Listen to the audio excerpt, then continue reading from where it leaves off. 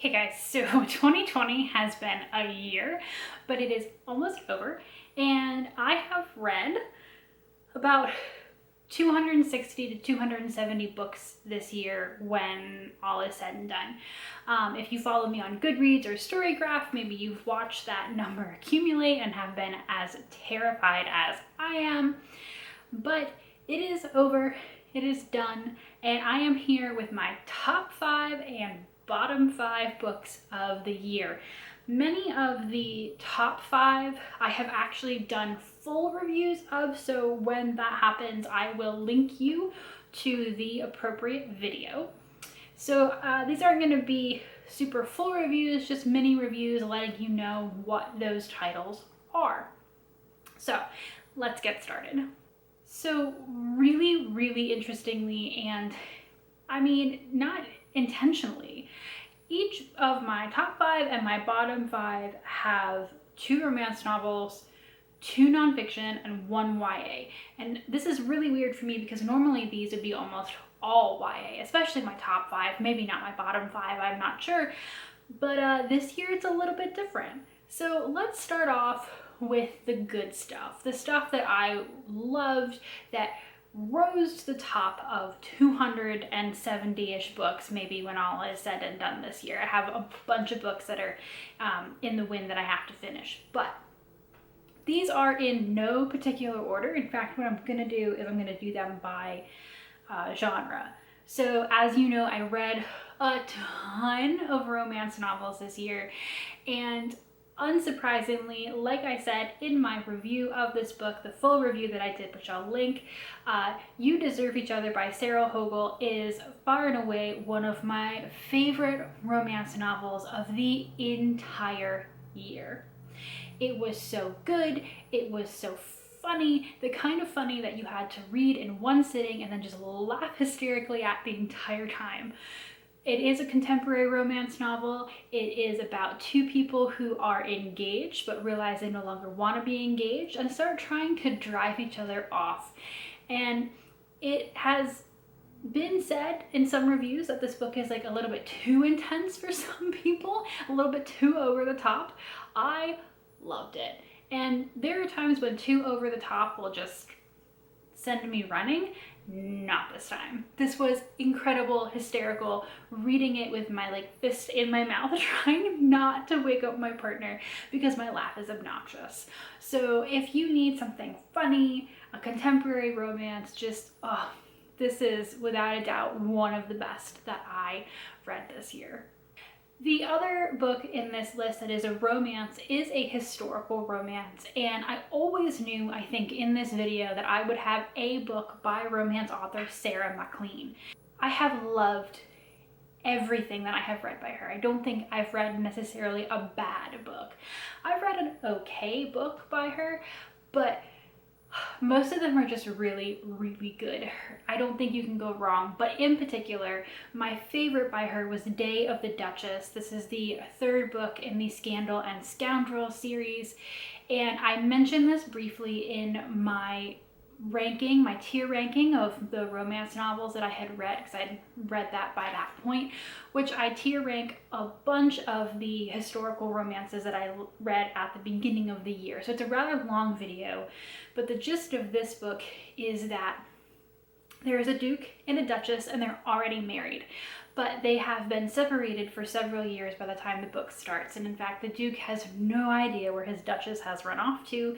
They were married, and then he found out something that made it think that she had betrayed him, and they split in anger. And now she randomly reappears on the House of the Lords and is like, hey, I want a divorce, which in historical Britain is not necessarily a thing that you just ask for on the floor of the House of the Lords.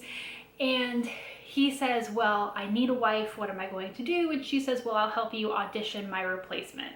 So this weird pseudo bachelorette thing is happening while she's there helping him judge, and then he's like, actually, I just want you back. And she's trying to start her own life, and it's miscommunication, misdirection, and just really amazing unrequited love. So it was just so good, so well done, so passionate, so funny, so emotional, and I think that is Sarah McLean at her best. I'm really fascinated that for my 2 nonfiction books, we have ended up with a couple of books that one is based on an early president, in fact, the earliest, and the other is a recent release. It was released this year. And actually, the book on George Washington was also released this year. Interesting, now that I think about it. But they're both incredible, not just for the way that they're written, but for the way that they realigned my thinking. I'm 2 or 3 years into this project now to read a biography on every single American president, and I've read a lot. So there's not a lot that I feel like totally realigns my thinking, but this was one of them. And so the ye olde book, if you will, is You Never Forget Your First by Alexis Coe. I talked about this book in my supplementals episode on the Founding Fathers. I had read a few extra things on George Washington for the podcast that's currently in the works with me and a co-worker. And this is ostensibly a biography on George Washington. It's not a thorough biography. Instead, Coe's mission is to unpack what she calls the lies we believe about our most major founding father, on whom really not only the office of the president is predicated, but also George Washington embodies, or we think he embodies, a lot of things that we consider being a true American, or the American spirit, the American ethos, whatever it is, a lot of it traces back to George Washington. And Coe's book is incredible. Even if you're not a person particularly interested in George Washington, and again, this is an incredible interrogation of the way that we've always learned about him, it realigns your thinking on biography itself. Because the way that Coe talks about biography, the way she interrogates how biographers do their thing, I will never read another biography the same way again after reading that book. So I highly, highly recommend it. The other one is John Dickerson's The Hardest Job in the World. This is a collective book about the American presidency, which of course ends in the era of Donald Trump. But it's not like from George Washington to Trump, here's what presidents have done. It's a really unique view on how the office has evolved based on what we have asked of it and what we have needed from the president, because the way that the president functions and what we consider to be presidential in 2020, 2021 is extremely different from what we thought was presidential, needed from our president, wanted our president to be in the time of George Washington. As despite having read all of these books on American presidents, I had never thought about the evolution and the continuation of the office in this way. So I highly recommend it. It's an excellent book. The audiobook was like a bit clunky for me in places, but I just blew through it. It really helped clarify some questions that I had had and helped clarify my thinking as I go through this project as well, and what it is that I'm beginning to piece together for myself reading through all these president books. So that is for sure another book that I would highly recommend. Again, does talk about Trump's America, but actually talks about Trump in a way that didn't make me just want to head desk forever. His effect on the American presidency will continue to be felt for a significant period of time, and there's nothing we can do about that now. So really excellent, and I recommend it, obviously. My top YA book that I read this year is Jamina by J. Kristoff and Amy Kaufman. This is the second book in the Illumini series. The year that I read Illumini, that book also made it into my top 5 books of that year, and I will link that video if I can find it. The Illumini series, if you haven't seen it, is one of the most unique and fascinating YA series I have ever seen in my life. And Illumini is for sure, out of the trilogy, the best book. But Jamina is a really, really close second. I have issues with Obsidia, which is the third book, which is why that has not made this list.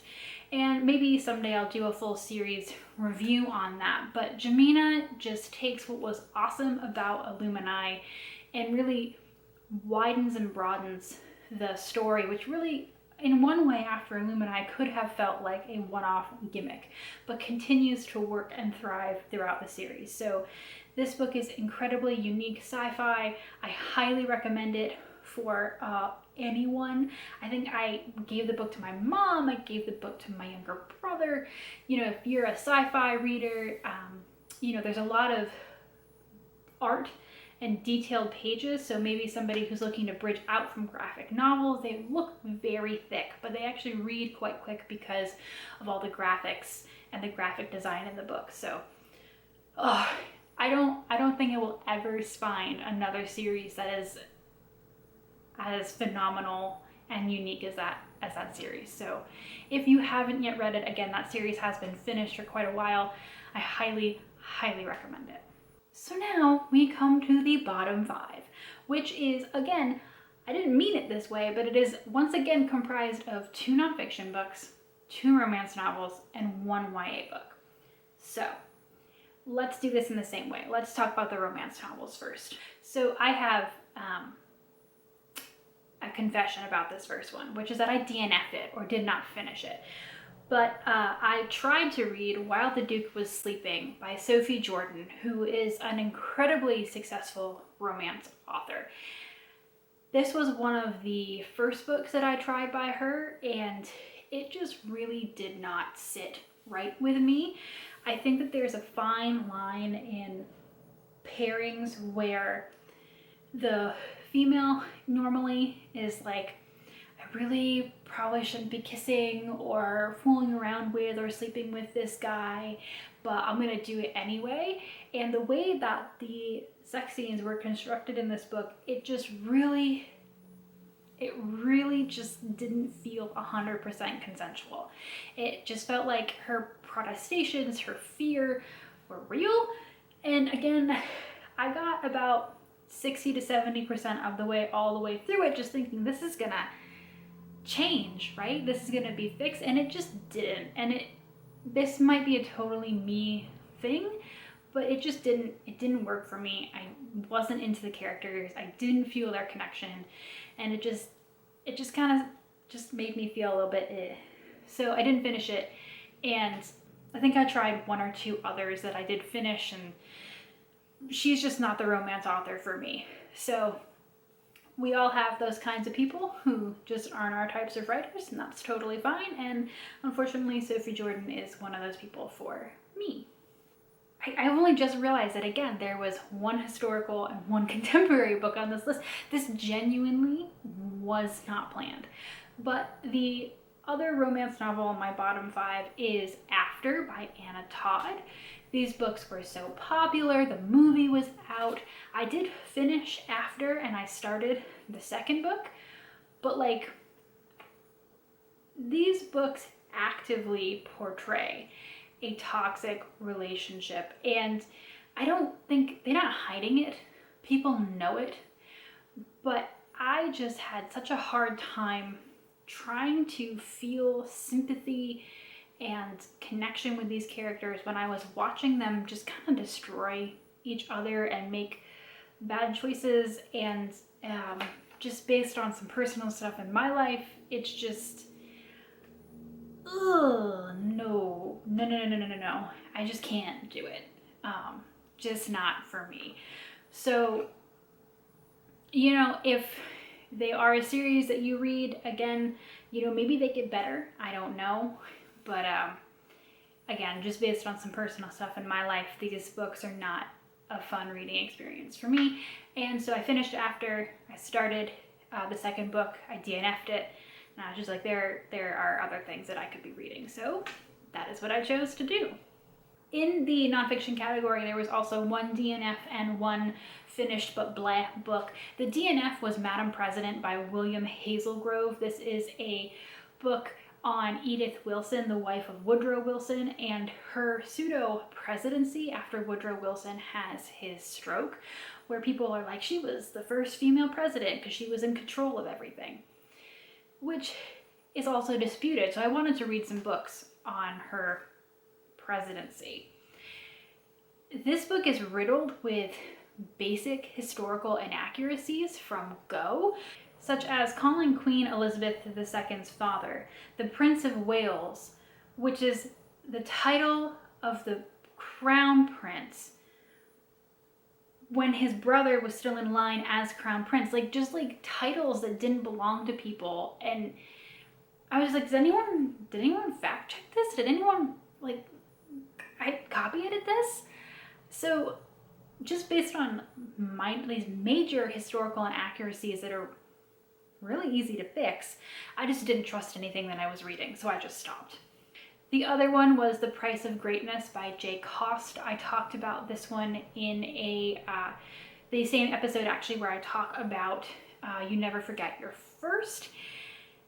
This was a book on the relationship between Alexander Hamilton and James Madison and how their differing future visions of America have kind of come and gone throughout our history.